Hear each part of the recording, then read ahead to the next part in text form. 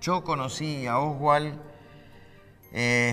a fines de los 60, cuando todavía estaba en el secundario, y tuve la pretensión de ir a Bellas Artes y hacer una carrera que en ese entonces se llamaba dibujo publicitario. Lo conocí en el pasillo del kiosco, si se quiere.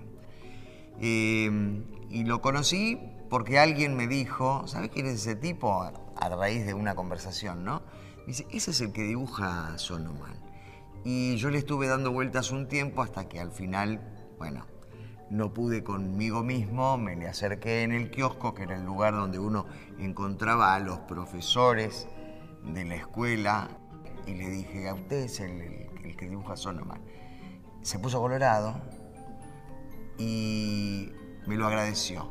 Digo, me agradeció que le dijera que me llenó un montón de horas y que me gustaba el personaje y que no sabía muy bien por qué me gustaba. Y bueno, así fue. A Osvaldo lo conocí justamente en la escuela como profesor. Era una de esas cosas raras de tener una superestrella ahí como profesor. Osvaldo estaba en lo mejor de su carrera en ese momento. Creo que recién, cuando yo lo conocí, recién había terminado Sonoman y estaba experimentando con una cantidad de cosas nuevas para Europa. Yo era muy jovencito, tenía creo que 16 años, 17.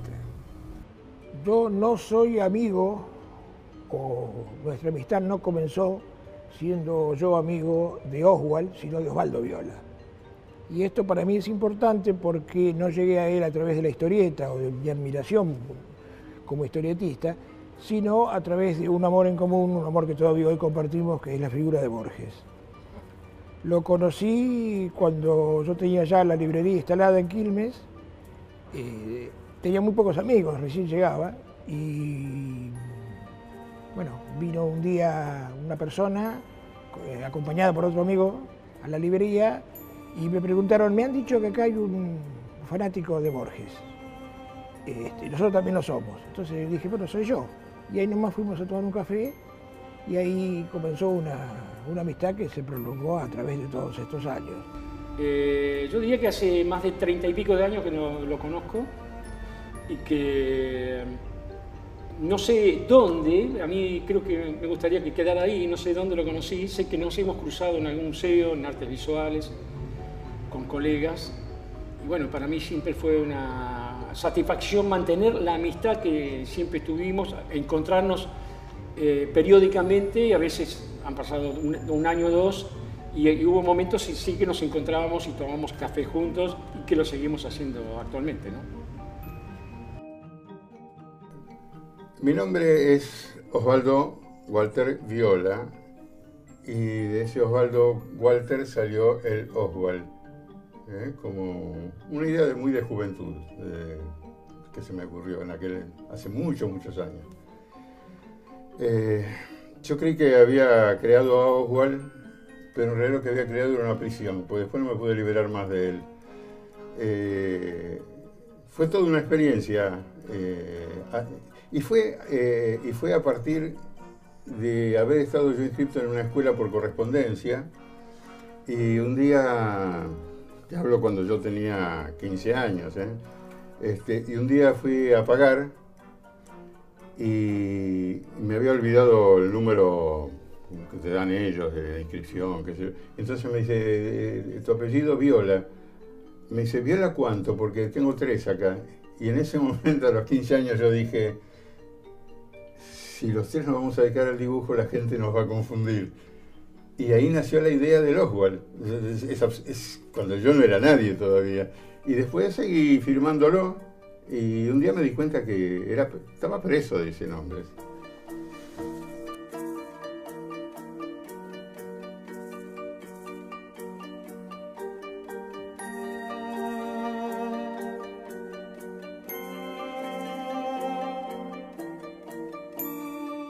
Las clases y las cátedras de Osvaldo en la Escuela de Bellas Artes eran distintas a las que después tomé en la Escuela de Carlos Garaikoetxea. En la Escuela de Carlos Garaikoetxea los alumnos iban a aprender historieta específicamente. ya fuera como oficio o no como un modo de expresión artística. Es interesante hablar del estilo porque uno está confundido al principio y cree que es una manera de dibujar. Yo recuerdo que hice un ensayo muy gracioso y grotesco al mismo tiempo. Me dije, voy a crear un estilo realmente original. Y entonces dije, yo voy a usar reglas siempre. Entonces, con una escuadra en una mano y la tinta en la otra, por ejemplo, si tenía que hacer una curva, iba corriendo, la iba haciendo por sectores, pero siempre era con rectas. Era exactamente lo contrario de lo que soy yo. El apasionado de la línea suelta, de la curva, ¿no? Pero son inevitables esfuerzos que uno hace por llegar. De a poco me fui comprendiendo que el estilo es el resultado de la personalidad de uno. Incluso hoy mismo digo, tenés que dibujar de la misma manera que comés la sopa. No puede haber un estilo para dibujar y un estilo para vivir y un estilo para tomar café y un estilo... el estilo es la personalidad de uno. Y esa es la parte difícil. Y Osvaldo tenía un sistema totalmente atípico. Tiene, hace unos días pasé por las clases de él y sigue con el mismo sistema y todavía más refinado. Pero por eso tal vez se puede decir que es uno de los que más profesionales ha formado en el medio, profesionales de alto nivel, y al mismo tiempo lo que para otros es formar profesionales de un oficio simple, para Osvaldo es la formación de artistas de alto nivel. La docencia, en mi caso, significa seguir adelante con mi proyecto de que la historieta evolucione, avance. Yo por eso me dediqué a la docencia, y llevo, no sé, si me decís 2.000, 3.000 alumnos, fácil. Pero claro, siempre uno recuerda a aquellos que logran destacarse, y he tenido muchos y sigo teniéndolos, ¿no? Y yo veo en ellos no otras personas que compiten conmigo, sino que son continuadores. Y entonces me pregunto a su vez de quién soy continuador yo. Kika Alcatena, los dos chicos del cazador, quiero decir los nombres exactos, Ramírez y Lucas, la ilustradora Miriam Luqueto, Mirita, otra ilustradora infantil pero estupenda, un servidor, Veloso, hay una cantidad de alumnos impecables, tipos que han tenido éxito en su carrera, pero además con una formación muy particular, porque en algún momento la formación de Osvaldo es, cuando sos muy jovencito, es irritante, porque todo parece ambiguo, porque pone un énfasis muy especial, sigue poniéndolo en no influirte o no formar clones de Oswald. No hay un solo alumno que tenga un estilo copiado del suyo, que eso es muy común entre otros profesionales que enseñan historieta. El encontrar el propio estilo era vital para Osvaldo, era parte de la formación que nos daba constante. Te decía que era irritante porque todo era relativo. Entonces vos le preguntabas, ¿esto está mal? Y te decía, sí, está mal, y vos sentías un alivio muy grande, porque por lo menos había algo que sabías que no ibas a volver a repetir, y te decía después, bueno, está mal, salvo que...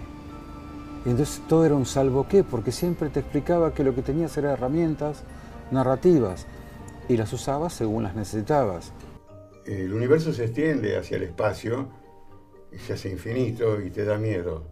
Pero cuando vas hacia adentro, es todavía, llegás a lugares muchos más oscuros, más impenetrables, y que realmente te crean pavor. Pero ese sos vos. Es muy difícil encontrarse y conocerse a sí mismo, ¿no? Creo que uno no llega a conocerse definitivamente, que la vida no te da tiempo, ¿no?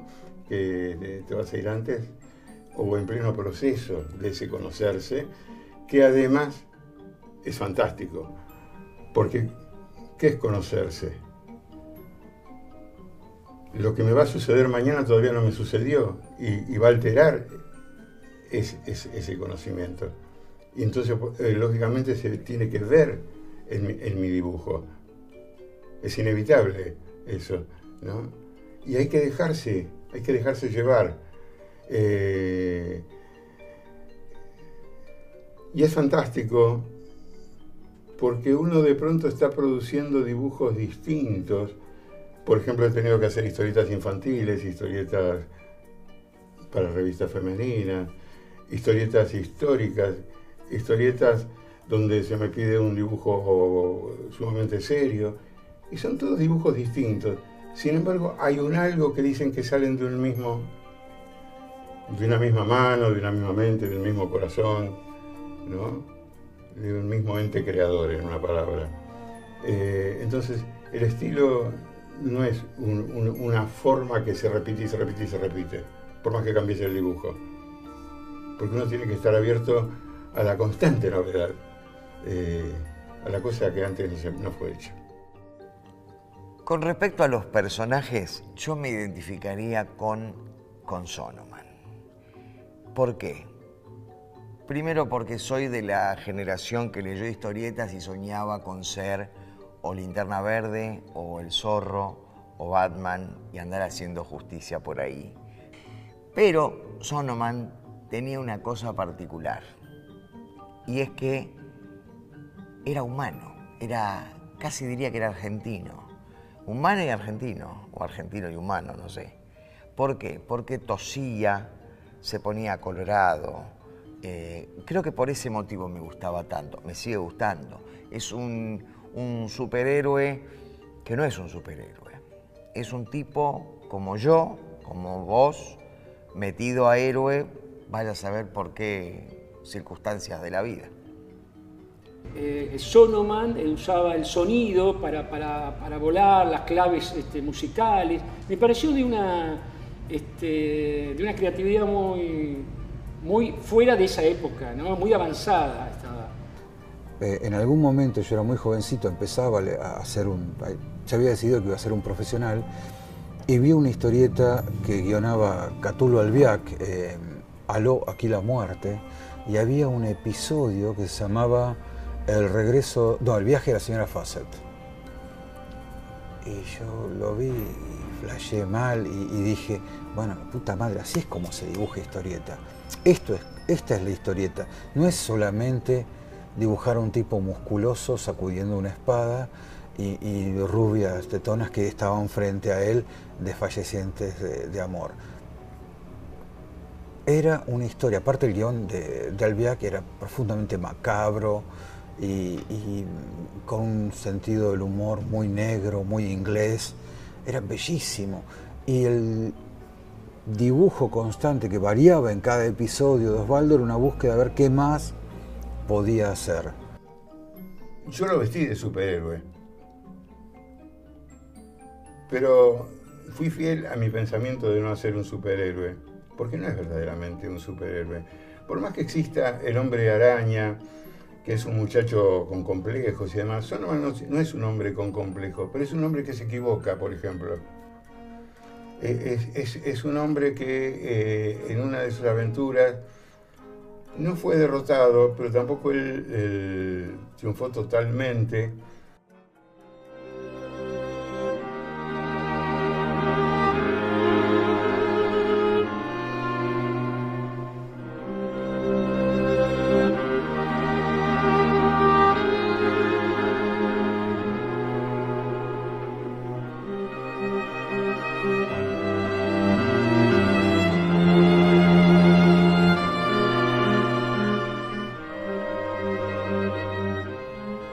Osvaldo Walter Viola, Oswald, es un personaje local al que hay que homenajear porque las razones saltan a la vista y además porque quizás no lo vaya a buscar él nunca. Conocemos gente que anda por ahí generando auto-homenajes.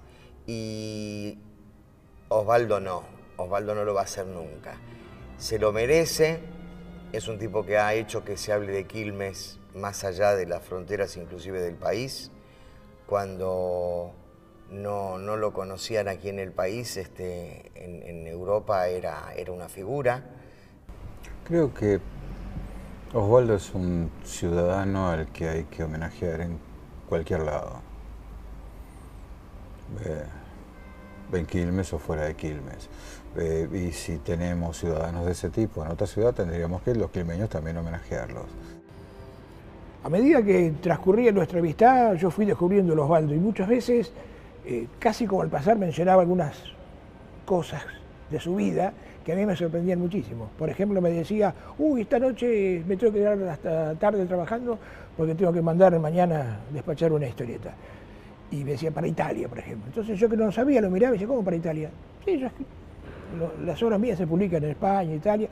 Lo decía como con una naturalidad absoluta. ¿Qué quiero decir con esto? Osvaldo nunca se autopromocionó ni anduvo haciéndose publicidad por ningún lado. Muchos de los quilmeños que lo cruzan diariamente cuando sale a caminar por nuestra ciudad, lo saludan y muchos ignoran quién es Osvaldo, quién es a nivel nacional y quién es a nivel internacional, como artista, como historietista. Osvaldo ha dejado una obra impresionante como artista, como docente, ha generado más profesionales que creo que casi ningún otro. Y además se ha preocupado por la calidad estética, ética de esos productos. Me he visto muy poca gente, conozco mucha gente que ha hecho historieta infantil y conozco muy pocos que como Osvaldo se preocuparon tanto por qué contaban. Yo creo que todo artista merece un reconocimiento, ¿no? Y cuando decimos artista, que engloba a todas las artes, para motivarlo a ese artista, más cuando tiene talento ese artista, lo hace decir, no solamente lo hace merecedor de eso, pero también lo necesita la sociedad. Porque cuando uno se va de este mundo, o en vida, caminar por una calle y ser reconocido a un artista, sabiendo que vos influiste en algo, que tuviste lectores o que miraron tus dibujos, ¿por qué no darle un reconocimiento a ese artista? Yo creo que es muy amplio y a mí me parece, además, lo más importante de esto es que se le den vida a un artista. Ese personaje se mueve en un entorno y entonces que forma parte de esa historia. Hay que empezar a imaginar por qué lugares camina, hasta qué punto deben ser reconocibles por el lector, no porque es el barrio de él, ni mucho menos, sino reconocible en sí. Sube un auto, sube un automóvil de esta época, de otra época, ya cada elemento que vas colocando da una ubicación de algo. Estás definiendo algo.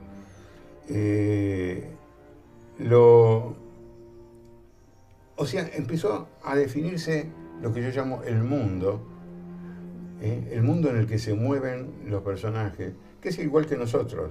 Es decir, el mundo del que ellos tienen incluso conciencia, no el autor, sino ellos. Y dentro de ese mundo aparecen los personajes que le van a exigir a ese personaje principal que se ha creado, que le van a exigir actuar, ser, definirse como persona, como ser, ¿no es cierto?